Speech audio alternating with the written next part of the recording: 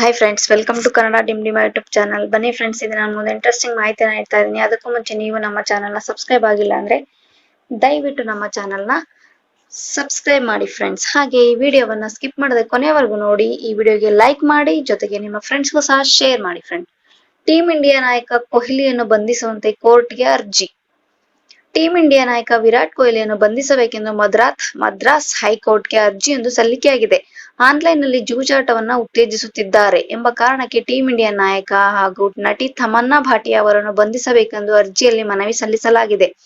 ಚೆನ್ನೈ ಮೂಲದ ವಕೀಲರೊಬ್ಬರು ಈ ಅರ್ಜಿಯನ್ನು ಸಲ್ಲಿಸಿದ್ದಾರೆ ಎಂದು ವರದಿಯಾಗಿದೆ. ಯುವಕರು ಜೂಜಾಟಕ್ಕೆ ವ್ಯಸನಿಯಾಗುತ್ತಿದ್ದಾರೆ ಎಂದು ಹೇಳುತ್ತಾ ಆನ್ಲೈನ್ ಜೂಜಿನ ಅರ್ಜಿಗಳನ್ನು ನಿಷೇಧಿಸುವಂತೆ ಮದ್ರಾಸ್ ಹೈಕೋರ್ಟ್ಗೆ ಅವರು ಒತ್ತಾಯಿಸಿದ್ದಾರೆ. ವರದಿಗಳ ಪ್ರಕಾರ ಆನ್ಲೈನ್ ಗ್ಯಾಂಬ್ಲಿಂಗ್ ಕಂಪನಿಗಳು ವಿರಾಟ್ ಕೊಹ್ಲಿ ಮತ್ತು ತಮನ್ನಾ ಅವರಂತಹ ತಾರೆಗಳನ್ನು ಯುವ ಜನತೆಯನ್ನು ಬ್ರೈನ್ ವಾಶ್ ಮಾಡಲು ಬಳಸುತ್ತಿವೆ. ಆದ್ದರಿಂದ ಇಬ್ಬರನ್ನೂ ಬಂಧಿಸಬೇಕು ಎಂದು ಅರ್ಜಿಯಲ್ಲಿ ತಿಳಿಸಲಾಗಿದೆ ಎಂದು ತಿಳಿದು ಬಂದಿದೆ. ಈ ಅರ್ಜಿಯಲ್ಲಿ ಆನ್ಲೈನ್ ಜೂಜಾಟಕ್ಕೆ ಬಲಿಯಾದ ಯುವಕನ ಪ್ರಕರಣವನ್ನು ಸಹ ಉಲ್ಲೇಖಿಸಲಾಗಿದೆ. ಆ ಮಾಹಿತಿಯು ಸಹ ಲಭ್ಯವಾಗಿದೆ. ಆನ್ಲೈನ್ ಜೂಜಾಟಕ್ಕೆ ತೆಗೆದುಕೊಂಡ ಹಣವನ್ನ ಹಿಂದಿರುಗಿಸಲು ಸಾಧ್ಯವಾಗದ ಕಾರಣ ಆತ್ಮಹತ್ಯೆ ಮಾಡಿಕೊಂಡ ಯುವಕನ ಪ್ರಕರಣವನ್ನು ಅರ್ಜಿಯಲ್ಲಿ ಉಲ್ಲೇಖಿಸಲಾಗಿದೆ.